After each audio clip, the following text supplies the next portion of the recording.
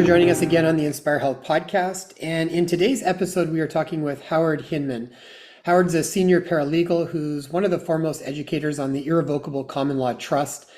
And this is something that Tay and I actually started to look into. And this was after your father recently passed away, and we were sort of traversing all of the administrative stuff around the will and all the stuff that goes on with that, and just thinking there's got to be other options to deal with stuff. And that basically started us on the pathway of reading a book called The Art of Passing the Buck.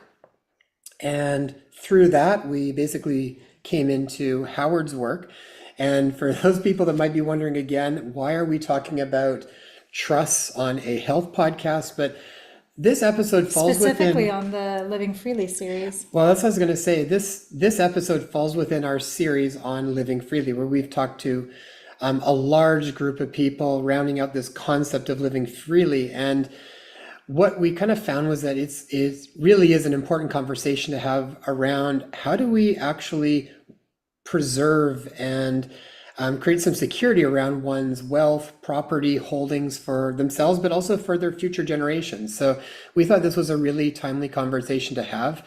And when we came across Howard, he blessed us with the opportunity to speak with him to share his insights around something specifically called an irrevocable common law trust. And we're going to break down the concept of trust, and then we'll get into this in more detail, because this is a really potentially powerful trust that people can utilize. And before we start up, I'm just going to mention that this conversation is not legal advice. We're not lawyers. It's for educational and entertainment purposes only.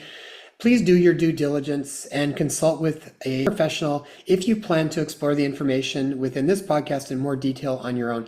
The same is for anything we talk about with health. All right, Howard, welcome to the show, and thank you for joining us on this series. My pleasure. Let me make a slight clarification that nothing in this talk or any of my talks is ever to be construed as financial, investment, legal, and or tax advice, or typically unless identified political and or sports thoughts. The other thing is, I am not actually one of the approximately 13 contributors to The Art of Passing the Buck, Volume 1 and Volume 2, which you've very graciously shown. There are others who contributed. I was not with any of the trust when that book was written. After FYI. Very good. However, I have read both books many times. I am sure. Howard, I thought maybe we could kick this off with, from our experience, we started to come into this process and looking into this and researching this more after the passing of Taya's father. So maybe I can get you to just sort of explain what kind of typically happens when someone passes, and why might, where are some of the stumbling blocks and the challenges that can sort of come up as to why someone might even be interested in looking at other avenues? Other than a will. On our website, www.passingbucks.com, we have an article by Gwen Wyckoff about one of our departed fellows, Frank Ozak, and this is actually his chair I'm sitting in. I inherited from him. And it's called Good to Go. And it discusses the things that are required. In the United States, and this is again solely as a paralegal, it would be what's called a pour-over will, some sort of a trust, a durable power of attorney generally, and a durable power of attorney for medical care. Those are the four critical items. They're discussed in some detail. You can make it yourself, hire a paralegal, hire an attorney, whatever. I can assure you that from personal experience that when someone goes, even if expected, because Frank took 3 years to pass away from bone cancer, it was a knockdown, drag out. 6 months later, we're going, Frank knew how to do that. How do we do that? It is, when you lose someone who's important to you, when someone's close to you, it is an enormous hit, no matter what. And what proper planning can do, it can reduce the trauma. That's the whole point. Is, look, unfortunately, people currently have lifespans, if they're lucky, 80, 100. If they're really like 120 years. That's it. they're going to be gone. And it's simply a reality. Well, that is my response to your first question. We did a conversation. I can't remember the name of it. I'll see if I can pull up the episode. But we did in a series we did called Life, Death, and Beyond: Exploring Our Greater Reality, where we talked to a lot of people around this concept of passing, people that have had near-death experiences, et cetera, and come back. But one of the people in that actually talked about the importance of having all of those conversations with loved ones prior and actually really setting everything up. Because the reality is when someone passes, if it's not set up, you're just not in the right headspace to be able to have to deal with everything. And there's a lot, and it can be overwhelming, and you're trying to then do this stuff while you're grieving. So I definitely think getting that stuff and having those conversations ahead of time is really important. I mean, we've both seen that from being on the other side of not having those conversations when loved ones have passed, and just the stuff that you're going, oh, I wish we put that stuff all together early on. I don't know if this is behind our paywall or if it's on the freebie section. However, our first trustee, John Kettler, has a situation where it was the Danish shopping magnet equivalent like of a Harrods or something in London, and his folks went to Sri Lanka, and this guy went, and like 3 of the 4 kids or 2 of the 3 kids went in those Easter bombings a few years back. Bang, gone. And this guy, I guess, was supposedly the largest landowner in Scotland, or this individual owner. But can you imagine what chaos that causes? Even if you have, because that means your succession's already all of a sudden gone. You never know when there's going to be an auto accident or something. For instance, one of the things that's on our website is there's a presentation or two by a lady named Jacqueline Figg, and she was from jolly old England, and she went in Northern California, and she was killed with 4 people in a small plane crash up in Northern California. Gone. Unfortunately, these things happen. There's auto accidents, there's boating accidents. So it's important that you be prepared. It's really important. Any planning is better than nothing, and better planning is always best.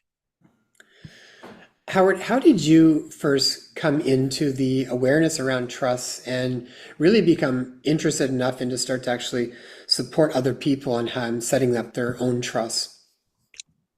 I have a background as a transactional paralegal, specializing in real estate, intellectual property, and IT contracts. And I've dealt with trademarks, copyrights, patents, etc. I came across trusts in the area of estate planning. Specifically, I have worked on irrevocable common law trust in the Cook Islands, the Isle of Man, Gibraltar, and I think one of the Channel Islands in my life. And I've also worked on irrevocable common law trust in the United States of America, and also more recently in the British overseas territory of Anguilla, which I helped a guy who was doing some work in setting up something in Panama and was going to title it through an Anguilla trust. So I worked in this field for some years, probably since, let's say it's pushing 35 years. So we've talked, the term irrevocable common law trust has come up a few times. For many of the people, the viewers that are unfamiliar with trusts in general, can you give us a little overview of the irrevocable common law trust and how it differs from other types of trusts? Maybe even just to normalize the term trust. Like a lot of times I think people probably aren't even aware of how commonly used trusts are, like whether from the government has multiple types of trusts that they use right up to the uber wealthy. Can you give us just a little background on trusts in general, and then we can break down this irrevocable common law, kind of like the King's Trust. Or the Emperor's Trust. The A trust goes back, and this is in The Art of Passing the Buck, Volume 1, which is the green cover. You put up the blue cover, which is the Volume 2. These occurred when Roman warriors would go off to battle, and they would entrust the care of their estates to a trusted friend. And then they come forward to England, where they were used during the Crusades. And then they come to the New World and the United States and Canada. That's how they come forward. To kind of expand upon that, there are approximately 17 different types of trust in common use. There would be your testamentary trust from a last will and testament. For instance, the Social Security Trust Fund of the United States of America is a trust. I'm familiar with the American Battlefield Trust, which is dedicated to preserving Civil War types of battlefields, etc. I myself grew up in Anaheim, California. I was born in Orange, grew up in Anaheim. And before it went bankrupt, the cemetery, the old Anaheim Cemetery, which was at the end of our block, although that's fronted on the major street over, it actually was run by a trust until it went bankrupt and the county took it over. That's again, there's trusts are common everywhere. For instance, here in Las Vegas, the Teamsters Pension Fund, which is invested in many of the casinos, that's a trust. You know, Howard, it's funny because it seems like it's commonly used all over the place, except for the average living human being. Most people do not use trusts. Like in your experience, where do you see trusts being used by the average person? They will have a last will or testament. They may have a basic grantor or family trust. And this is where the difference is because the statutory trust, whether it's revocable or irrevocable, is a creature of statute, whereas the irrevocable common law trust is based on the common law and therefore can be used with variations in pretty much every common law country in the world, and in some civil law countries if they allow you to import civil law schemes. For instance, we have never had someone successfully use one of these trusts in Quebec because it's civil law. Yeah. Even though all of Canada is common law, except for Quebec, which is civil law. Right. And then because the United States is under a constitution and recognizing the right of contract, Article 1, Section 10, even though in Louisiana is civil law, you can use an irrevocable common law trust solely as a paralegal in Louisiana. I personally know of trusts in New Zealand, Australia, the ones I mentioned earlier, and United Kingdom, and more common, most of our best clients over the years are out of the Republic of Ireland. Interesting. So, Howard, why would someone want to trust? Like for the person out there that is listening to this and trusts are new and they've got everything in just their name and their bank account or anything along those lines, what's the benefit? Why would someone even start to consider trust as an option? Without giving any tax advice, there may be financial advantages. The most important thing is privacy because it splits title between the equitable title, which is held by the beneficiaries, and the legal title, which is held by the trustees. And as Gwen Wyckoff would say, the most important thing of each and every trust is to benefit the beneficiaries. All trusts exist to benefit the beneficiaries. And in relation to that around privacy, just because I think this has come up a lot for people right now, a lot of people are just trying to figure out they're just not trusting the climate that's going on in the world at the moment. They're trying to figure out how do they create some more protection of their estate in different ways. what kind of protection can that provide? Can say particularly like an irrevocable common law trust as far as, That would be different from a simple will. yeah, or even like just your own account or something like that. You have money in an account as far as things like, against say For, like bankruptcy or lawsuits or creditors. for instance, in a statutory trust, some jurisdictions require the names and locations of the beneficiaries to be published. You can see where that could lead. For instance, I am been informed, or it's rumored, that enterprising gentlemen will note that, gee, there's an heiress been born. I think I better check on her about when she goes to college or university. And that is covered in Gwen's article, Romance and Trust, which is also on the website. So what is an irrevocable common law trust? An irrevocable common law trust is like any other trust. A trust has essentially these components. It has a corpus, which is initially started by a grantor, creator, trustor, all these are synonyms. And then it's managed by trustees and staff. Again, for the benefit of the beneficiaries. So the difference between revocable versus irrevocable. Revocable means it can be revoked, and most typical trusts are revoked. Irrevocable means it is basically, it's set, the personnel change. However, it's very important that you do a good due diligence and say, this is exactly what I want to have happen. Here's what I want, the setup. And although I personally find certain items of trust distasteful, the courts do uphold unpopular opinions, positions in trusts. In other words, cutting somebody out of as a beneficiary or making them a minimal beneficiary because they've offended the grantor in some way. Although I can assure you that we strongly counsel against that sort of thing. In other words, petty vindictiveness is not a good thing to do with your estate. Unwise.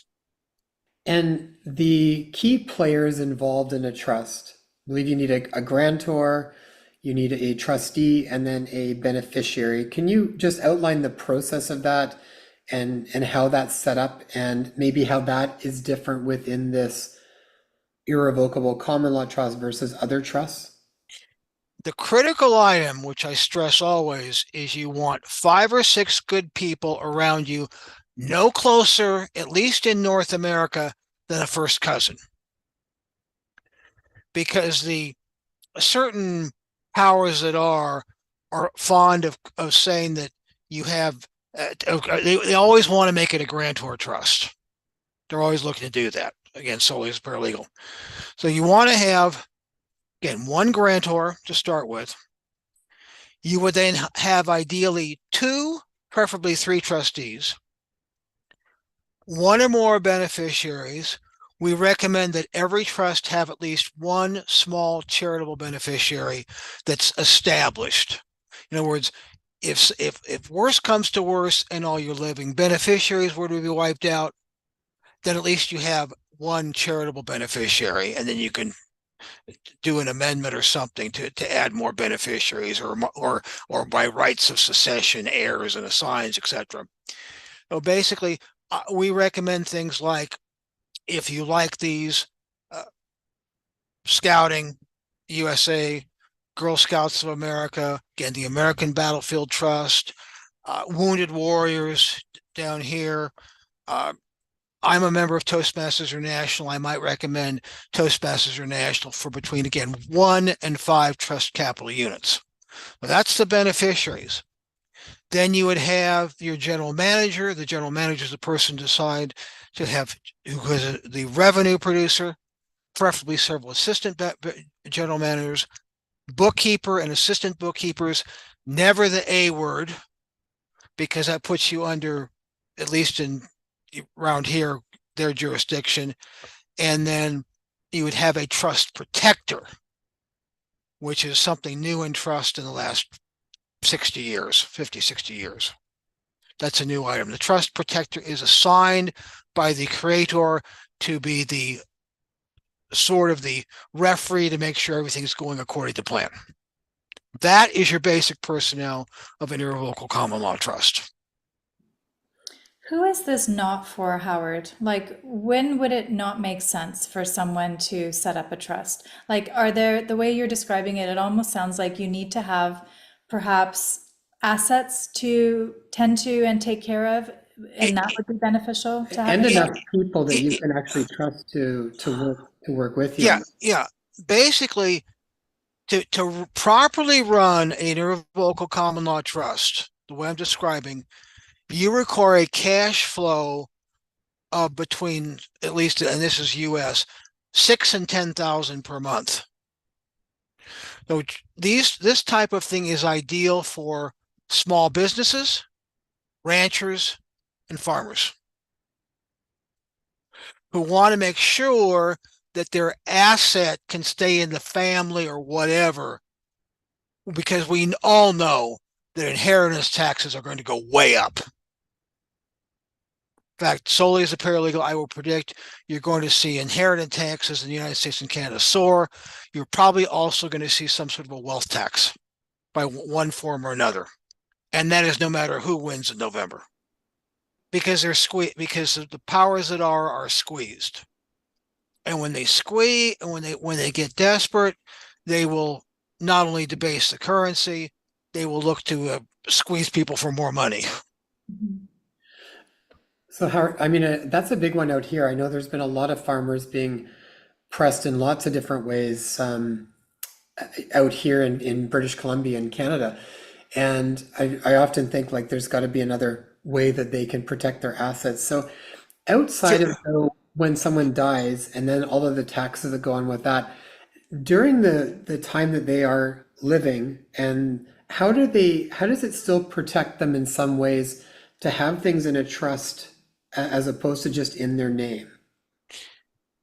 Liability, because the trustees are responsible to defend the corpus. Can you give an example of how that might play out, like a scenario where that might protect somebody? For instance, you're from, and this is, Gwen uses this. There was years ago, I was not born yet, and I don't think you two nice folks were born yet. There was in the late 1940s in San Marino, California, and this is and Gwen talks about this in a good way. There was a water well in San Marino, and some young lady, I believe her name was Kathy Fiscus, fell down it. And so they basically attempted to drill a parallel shaft or something. And a fellow who was on the LA fixture for years, his name was Stan Chambers. He's also no longer with us. And they were doing round the clock TV coverage and probably radio as well. And this was the big thing. Unfortunately, she expired before they could get to her. So Gwen's example is of a family that had 3 oil wells and put them in 3 separate trusts. In her example, someone falls down the oil well and they lose the 1 oil well. Now, let me give you a real life example on a bigger scale. The Bus family still owns the Los Angeles Lakers, and I think Staples Center, downtown Los Angeles. I guess the Bus family no longer owns the Los Angeles Kings, a hockey team, which would play against the Vancouver Canucks on a regular basis. Essentially, you have a situation where Dr. Jerry Buss, who's been gone for like 15 years now probably, was a chemical engineer in Phoenix. He made his money in commercial real estate. He put every one of his office buildings in a separate corporation. Because in other words, if there was a problem with one building, they could not have a domino effect. What you want to avoid in your life is a domino effect where there's something horrible happens over here and there's a cascade effect and it wipes you out. That's what a trust can do. And in fact, a properly structured series of trusts, as we discuss in Volume 1, Volume 2, and our premium subscription newsletter available on our website. And this is all basic estate planning techniques. Howard, what if someone's only asset, a family's only asset, is basically their house? Is this a beneficial thing to set up, a trust? Sure, because you have liability issues. A trust is both an investment, hopefully, and it's a liability item. It's not as liability as a moving object. However, I knew somebody who, this was back in Orange County, California years ago, neighbor comes over, slips, knocks some teeth out. You have a liability claim. Now, fortunately, everybody knew what they were doing, and they call the insurance companies. Oh, you've got a liability. Let's get you the dentist, et cetera, et cetera. And this was settled amicably because it was a nice neighbor. Suppose it wasn't a nice neighbor. Suppose there's a problem. Again, you want to avoid a cascade effect where they get your house and they get your bank accounts. Because as we all know it, both the United States and Canada, which is not true in every common law country, is essentially a country run for those two countries run for the benefit solely as a paralegal of the trial attorneys.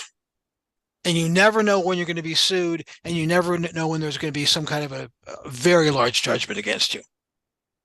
That's not true in places like the Cook Islands, for instance. You're not allowed to have contingency arrangements in some of the common law countries.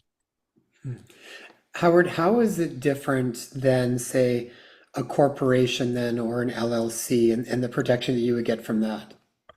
A corporation, LLC, limited partnership is a creature of the political government and may be amended anytime the legislature's in session, or in your case, it would be the Houses of Parliament, or the court decides to make a ruling. Or sometimes at least in the United States, by executive action.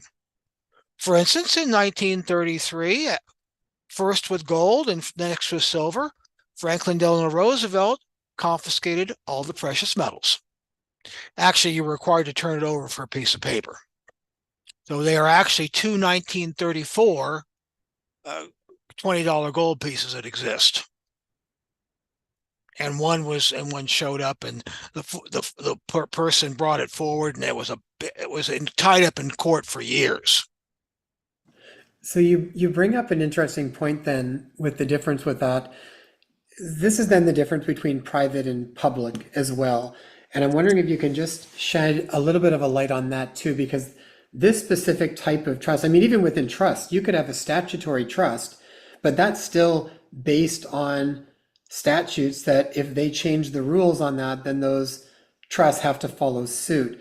How is the irrevocable common law trust different in that it's a private trust? Can you explain sort of the difference between that in regards to private and public? Right. And that can be important. We are strictly in the education business. However, we are fully aware that many of our people interested in this come from what we call the patriot movement, and we wish them well, et cetera, et cetera. The trust, your local common law trust, is the bridge between the public and the private through the trustees. Because basically it lets you set up bank and other financial institutions or accounts, a brokerage account, whatever. Basically, if you're strictly in the private without this bridge, you are essentially operating in the cash economy. I know of a gentleman right here in Las Vegas that he's all cash. He gets his check and he cashes it at a casino, and that's it. No bank account. Really limits the fellow. It makes me think of Dr. Sherry Tenpenny when we were talking to her about, declaring sovereignty, correcting our status, and figuring out how to live in the private. And she said, well, If you're living on your property, sitting on your rocking chair, you have your dog, and you got your gun, maybe that can work. But she said it can get pretty difficult if you're not merging somehow the private and the public and knowing how to interface Navigate. between the two different areas. Yeah. Uh, it would be difficult to do that if you're out in your fine part of the world or somewhere in Alaska someplace. Maybe you can do it. I do not think it's realistic for most small business people. I just do not think it's realistic because you're going to have people that are going to want to give you checks or send you payments electronically, something like that. It's difficult to even, I mean, because Las Vegas will let you can cash it. If you have ID, you can cash a check at almost any casino in this town. Mm. We're lucky that way. It's really difficult to operate with a bank account. Yeah. Not impossible. Howard, are there any limitations as the types of assets that can be transferred into an irrevocable common law trust, or like any restrictions or implications that people need to be mindful of?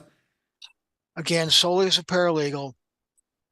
Typically, it's because these are creatures of statute, things like professional corporations, accountants, doctors, etc., really do not fit there. Although we have had doctors approach us for their to set up irrevocable common law trust for their investments. That's different. Anything that requires a license of any sort is probably not appropriate. I do know, as it happens, that there's a group in New Mexico that we've had contact with. In fact, we sent them a complimentary volume 1. They help people set up gun trusts. So you can put your families in the United States. I understand there's a way you can put your guns in a trust for the family's benefit. So they just have this big stock hold. Might come in handy in this next little while. May we not come to that. I'd rather we have harmony, abundance, and not chaos and violence. Much rather have the former than the latter.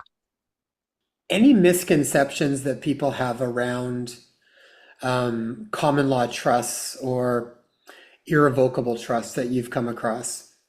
The biggest thing is that they think you require a college degree or an advanced degree to do it. Basically, if you have some common sense, our books are written at approximately the eighth or ninth grade level. They're not difficult. And all our prose would be no more than high school. In other words, if you have a good working command of the English language, you can understand an irrevocable common law trust.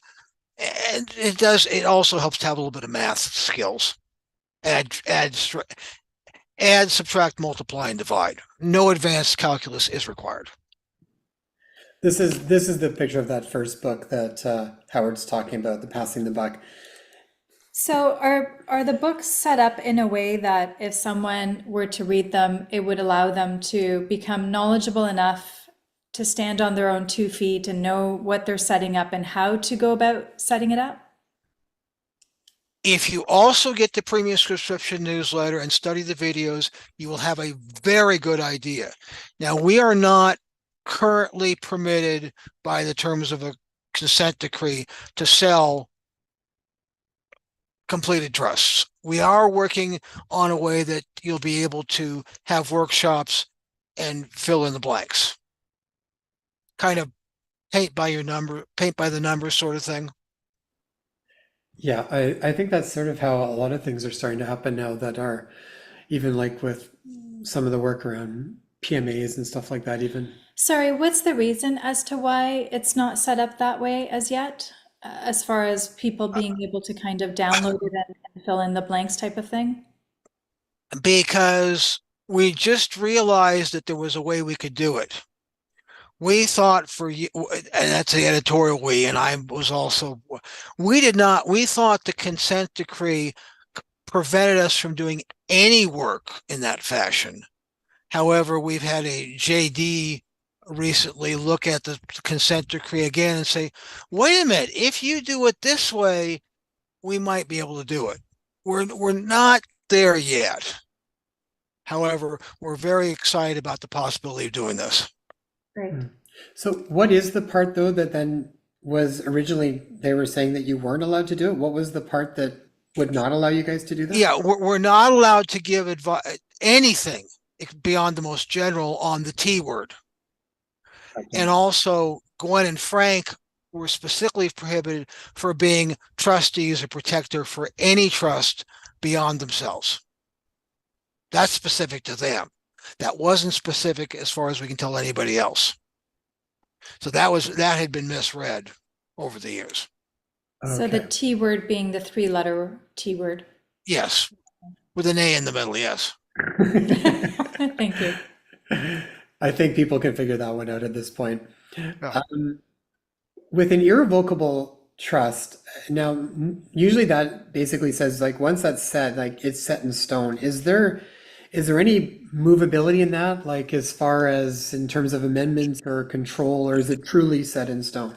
Behind the paywall, and this is why you want to buy a premium subscription to those that are, Wyckoff has an article discussing how you may be able to fudge that.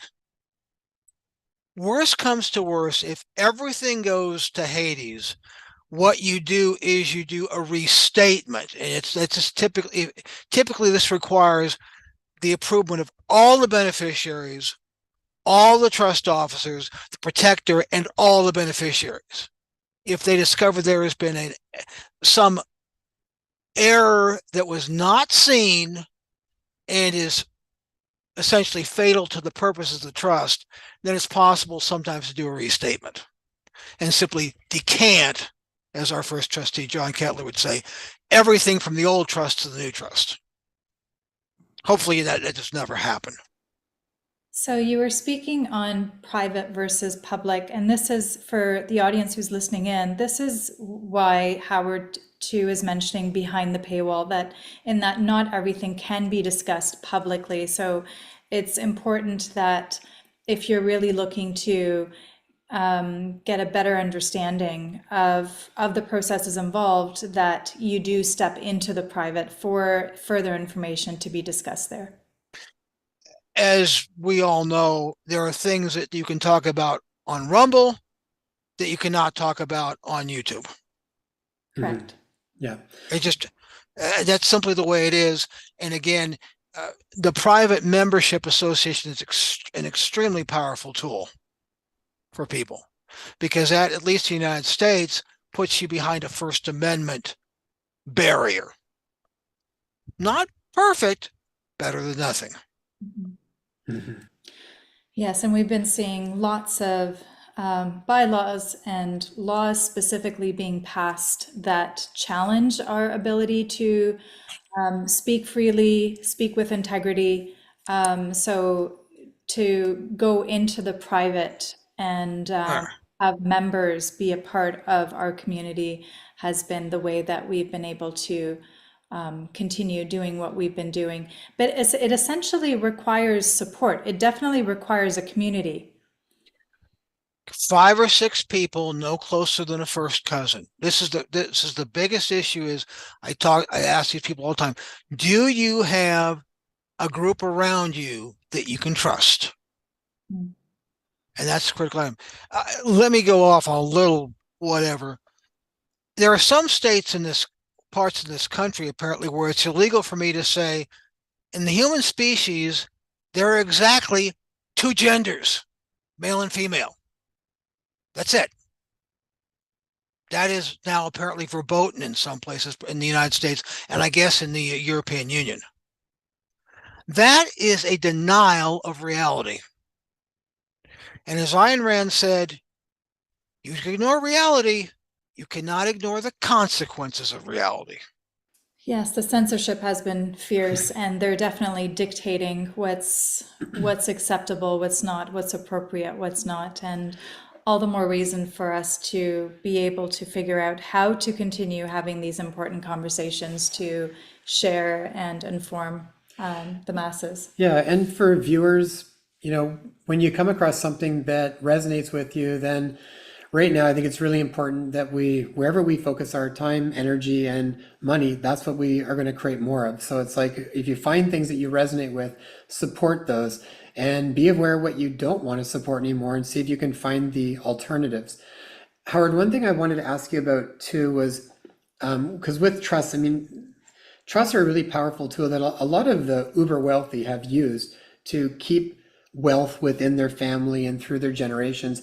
How can a trust be used for securing generational wealth? You know, not just for ourselves, but even for the next generations within the families.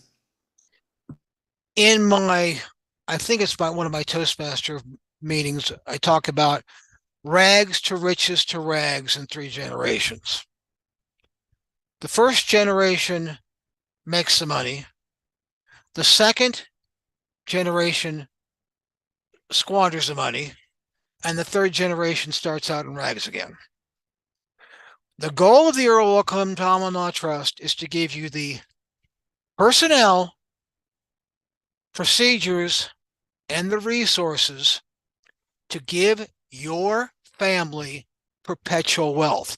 And Gwen talks about that in her 2012, it's actually December 17th, 2012 presentation at the Carl Hess Club called Family Synergy, which is the magic fairy, which gives you the gift of perpetual wealth. And you get the gift of perpetual wealth, or the present of perpetual wealth, by proper, again, personnel, procedures, and resources.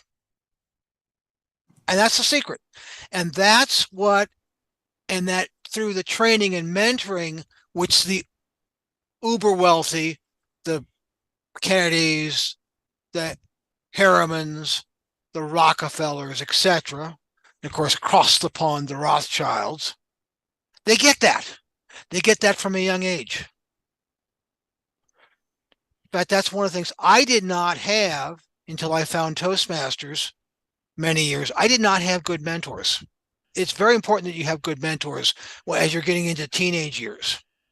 Well, you would need to because that would support you in finding the right personnel as well and being in the circles where you start to connect. So that's a good point because I could see where a lot of people would be like, okay, I I don't don't know. I don't know who I would have to be the personnel that would be able to drive the ability to create finances coming into the trust and being able to Right. make it profitable. So where do people even begin to start if they don't have something but they like the idea of this? Where do they start to maybe build a network where they would be able to put something like this in place?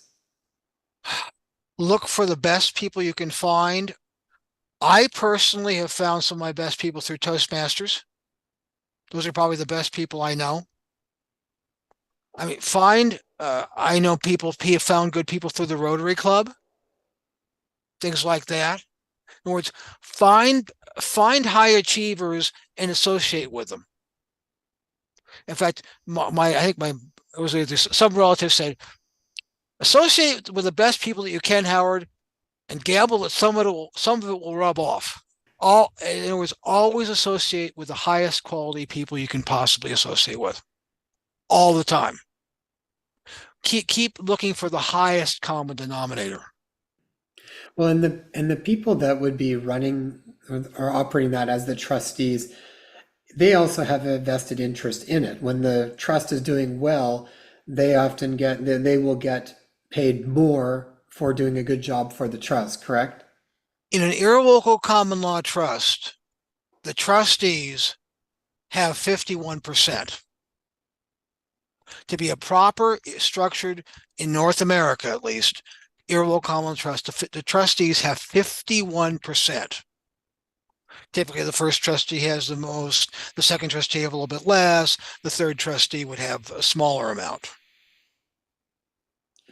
And sorry, one thing, and they're bound though through the trust indenture to benefit the beneficiary. That's Right. where they And can't take advantage of it. right.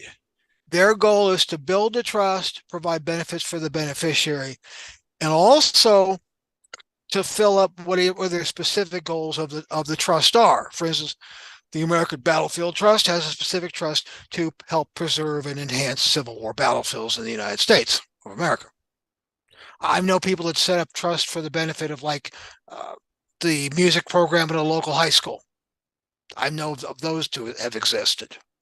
I think I actually helped make one. Howard, I guess a practical basic question. If someone, so if the assets are in a trust and the owner wants to sell the property, is that property still protected?